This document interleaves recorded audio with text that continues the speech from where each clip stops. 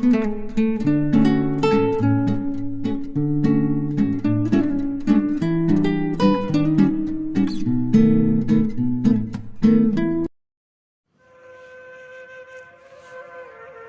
Viewers, welcome to my channel Mahakti Kahaniyan. आज मैं एक लड़की के धोखे की कहानी लेकर आई हूँ जिसने अपनी ज़िंदगी में प्यार में बहुत बड़ा धोखा खाया।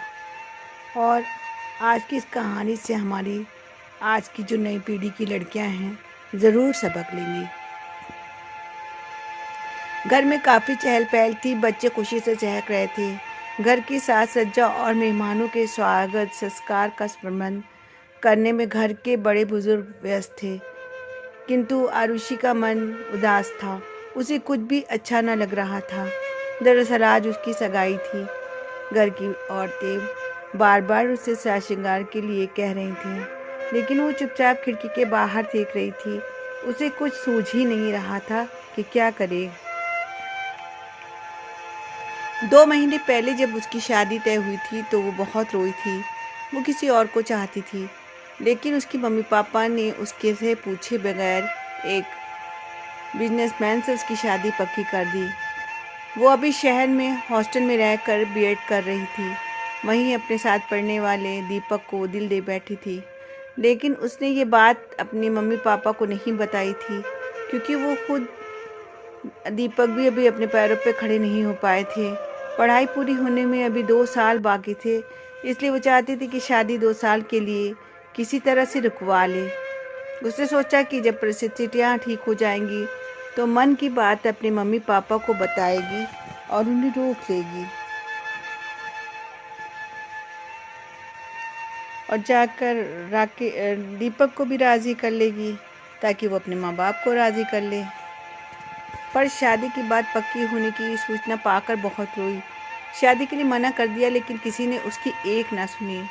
पापा तो एकदम से भड़क गए और चिल्लाते हुए बोले, शादी वहीं होगी जहां मैं चाहूँगा।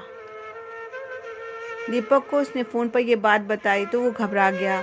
उसने कहा, आरुषि तुम शादी के लिए मना कर दो, मैं भी तुम्हारे बिना जी नहीं पाऊंगा। दीपक आरुषि का गला भर आया था। एक काम करो, तुम पहले हॉस्टल आ जाओ। दीपक बोला, कोई उपाय निकालते हैं। मैं रेलवे स्टेशन पर तुम्हारा इंतज़ार करूंगा, 2 नंबर गेट पर मिलना, वहीं से हम दोनों हॉस्टल चलेंगे। उदास स्वर में आरुषि बोली थी, ठीक है, मैं 2 नंबर गेट पर तुम्हारा इंतज़ार करूंगी। तय योजना के अनुसार आरुषि रेल से उतरकर 2 नंबर गेट पर खड़ी हो गई। तभी एक कार आकर रुकी। आरुषि के पास रुकी उनमें से एक लड़का दीपक बाहर आया और आरुषि से गले लगकर बोला, मैं तुम्हारे बिना जी नहीं सकता। आरुषि रुआसी हो गई। दीपक ने कहा, आओ गाड़ी में बैठकर बातें करते हैं। दीपक कितना सच्चा है, आरुषि ने सोचा। तभी हॉस्टल जाने के लिए गाड़ी ले आया, नहीं तो ऑटो के ही 40 रुपये में पहुंचती। 2 किलोमीटर दूर है हॉस्टल। गाड़ी में बैठती ही दीपक ने आरुषि का हाथ अपने हाथ में लेकर कहा, आरुषि मैं तुमसे बहुत प्यार करता हूँ, तुम नहीं मिली तो मैं अपनी जान दे दूँगा। कार सड़क पर दौड़ने लगी। आरुषि बोली, नहीं दीपक, ऐसा नहीं करना, मैं तुम्हारी हूँ और हमेशा तुम्हारी ही रहूँगी। इसके लिए मैं तो मेरे पास एक उपाय है। दीपक ने कहा। आरुषि बोली, क्या है? हम लोग शादी कर लेते हैं और अपनी नई जिंदगी शुरू करते हैं। आरुषि आश्चर्यचकित होकर बोली, ये क्या कह रहे हो? तुम्हारे दिमाग तो ठीक है ना? तुम्हें मुझ पर यकीन नहीं है? तभी उसने ड्राइवर से कार रोकते हुए कहा। कार एक पुल पर पहुंच गई थी। नदी नीचे बह रही थी। दीपक कार से बाहर आकर बोला, तुम शादी के लिए हाँ नहीं करोगी तो मैं इस पुल से नदी में कूद कर जान दे दूंगा।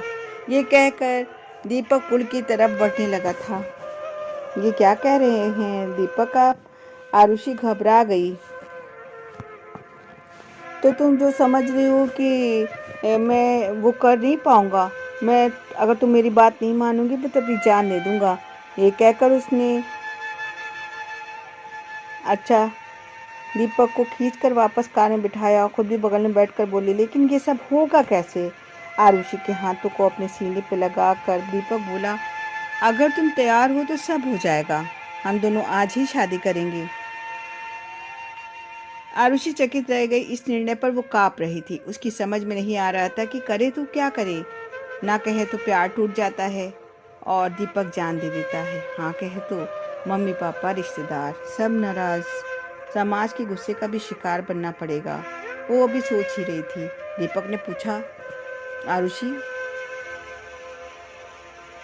ने उससे कहा, तुम ये सब इतनी जल्दी ठीक नहीं है, मुझे कुछ सोचने समझने का वक्त दो। इसका मतलब है तुम मुझसे प्यार नहीं करती। ठीक है, मत करो शादी, मैं भी जिंदा नहीं रहूँगा। अरे ये क्या कह रहे हो, मैं तैयार हूँ, लेकिन शादी कोई खेल नहीं है।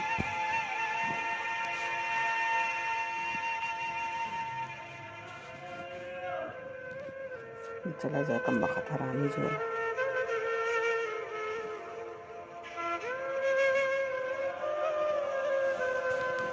इसका मतलब है तुम्हें मुझसे प्यार नहीं है। ठीक है, मत करो शादी, मैं जिंदा नहीं रहूँगा। अरे ये क्या कह रहे हो, मैं तैयार हूँ, लेकिन शादी कोई खेल नहीं है। कैसे होगी शादी? हम कहाँ रहेंगे? घर की लोग अरे नाराज़ होंगे तो क्या करेंगे? अपनी पढ़ाई का भी क्या होगा? आरुषि ने कहा, तुम उसकी बिल्कुल फिक्र मत करो, मैं सब संभाल लूँगा। एक बार शादी हो जाने दो, कुछ दिनों बाद सब मान जाएंगे। वैसे अब हम बालिग हैं, अपनी ज़िंदगी का फैसला हम ले सकते हैं। दीपक ने उसे समझाया, लेकिन मुझे बहुत डर लग रहा है। आरुषि ने कहा, मैं हूँ ना, डरने की क्या बात है। चलो फिर ठीक है, मैं तैयार हूँ। डरते डरते आरुषि ने शादी के लिए हामी भर दी। वो किसी भी कीमत पर अपने प्यार को खोना नहीं चाहती थी। दीपक खुश होकर बोला, तुम कितनी अच्छी हो। थोड़ी देर बाद एक कार एक होटल के गेट पर रुकी। दीपक बोला, डरो नहीं, सब ठीक हो जाएगा, हम लोग आज ही शादी कर लेंगे, लेकिन किसी को बताना नहीं। शादी के बाद कुछ दिन हम लोग हॉस्टल में रहेंगे, 15 दिन बाद मैं अपने घर ले चलूँगा। मेरी माँ अपनी बहू को देखना चाहती है, वो बहुत खुश होगी। तो क्या तुमने अपने मम्मी पापा को सब कुछ बता दिया? नहीं, सिर्फ मम्मी को, क्योंकि मम्मी को गठिया है, ज़्यादा चल फिर नहीं पाती, इसलिए वो जल्दी ही बहू को घर लाना चाहती हैं। किंतु पापा नहीं चाहते कि अभी मेरी शादी हो। वो चाहते कि मैं पहले पढ़ लिख कर अपने पैरों पे खड़ा हो जाऊं। लेकिन वो भी मान जाएंगे धीरे धीरे, फिर हम दोनों की सारी मुश्किलें आसान हो जाएंगी। दीपक बोला, सच, तुम बहुत अच्छे हो। तो मेरी प्यारी महबूबा, तुम होटल में आराम करो, और हाँ, इस बैग में तुम्हारी ज़रूरत की सारी चीज़ें हैं। तुम रात 8 बजे तक तैयार हो जाना, फिर हम दोनों पास के मंदिर में चलेंगे, वहाँ शादी कर लेंगे, फिर हम होटल में आ जाएंगे। आज हमारी ज़िंदगी का सबसे खुशी का दिन होगा। कुछ प्रबंध करने के लिए दीपक बाहर चला गया। आरुषि उधेड़बुन में थी कि उसके पास कुछ समझ नहीं आ रहा था कि अपने मम्मी पापा को धोखा देने की बात सोचकर उसे बहुत बुरा लग रहा था। लेकिन दीपक जिद पर अड़ा था और दीपक को खोना नहीं चाहती थी। कब रात के 8 बज गए पता ही नहीं चला। तभी दीपक आकर बोला, अरे अभी तक तैयार नहीं हुई, समय कम है, तैयार हो जाओ, मैं भी तैयार हूँ।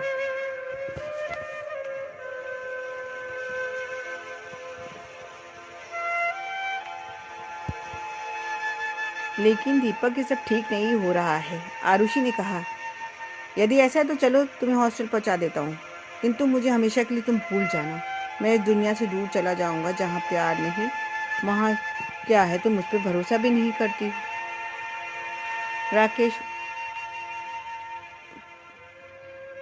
दीपक उदास होकर बोला, तुम बहुत जिद्दी हो दीपक। डरती हूँ कहीं तुम बुरा ना हो जाए, लेकिन मैं किसी कीमत पे अपने प्यार को पाना चाहती हूँ। बस दीपक, और कुछ मत कहो। 1 घंटे में तैयार होकर दोनों पास के एक मंदिर में पहुँच गए। वहाँ दीपक ने कुछ दोस्त पहले से मौजूद थे। दीपक मंदिर के पुजारी से बोला, पंडित जी, हमारी शादी जल्दी करा दीजिए। जल्दी से शादी की प्रक्रिया शुरू हो गई। आरुषि और दीपक एक दूसरे के हो गए।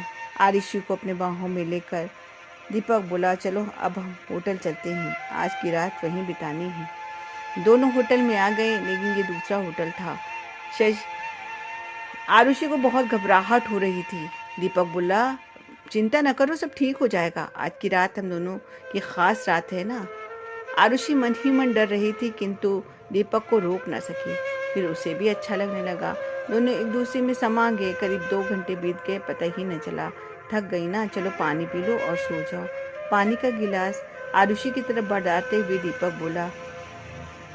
आरुषि ने पानी पी लिया। जल्दी उसे नींद आने लगी और वो सो गई। सुबह जब आरुषि की नींद खुली तो हक्का बक्का रह गई। उसके शरीर पर एक भी कपड़ा न था। उसके मुंह से चीख निकल गई जब उसने देखा कि कमरे में दीपक के अलावा 3 और लड़के थे और सब मुस्कुरा रहे थे। तब दीपक बोला, चुप रहो जाने मन, यहाँ तुम्हारी आवाज़ सुनने वाला कोई नहीं है। ज़्यादा इधर उधर की तो तेरी आवाज़ को हमेशा के लिए खामोश कर देंगे। ये तुमने अच्छा नहीं किया दीपक। अपने बदन को ढकने का वो प्रयत्न करने लगी और रोने लगी। तुमने मुझे बर्बाद कर दिया। मैं सबको बता दूंगी, पुलिस में शिकायत करूंगी। नहीं, तुम ऐसा नहीं करोगी। हम तुम्हें जिंदा नहीं छोड़ेंगे। वैसे ऐसा करोगी तो तुम खुद ही बदनाम हो जाओगी। कहकर दीपक जोर जोर से हंसने लगा। उसके दोस्त भी हंसने लगे।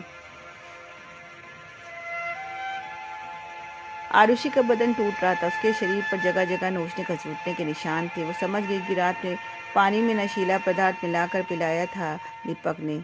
उसे बेहोश हो जाने पर सबने उसके साथ।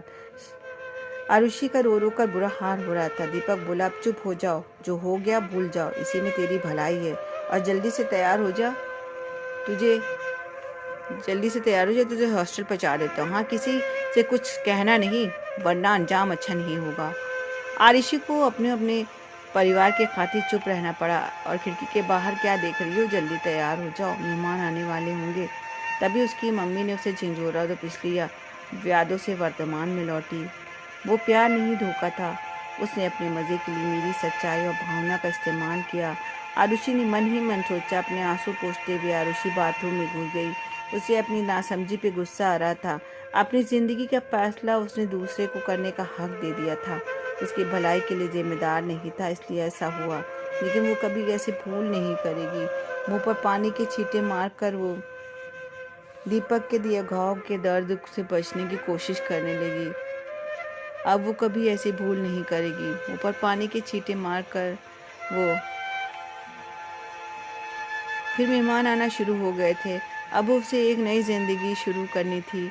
हाँ, नई जिंदगी। वो जल्दी से जल्दी सजने संवरने लगी। व्यूअर्स, इस कहानी से आपको सबक तो ज़रूर मिले होंगे। और ये लड़की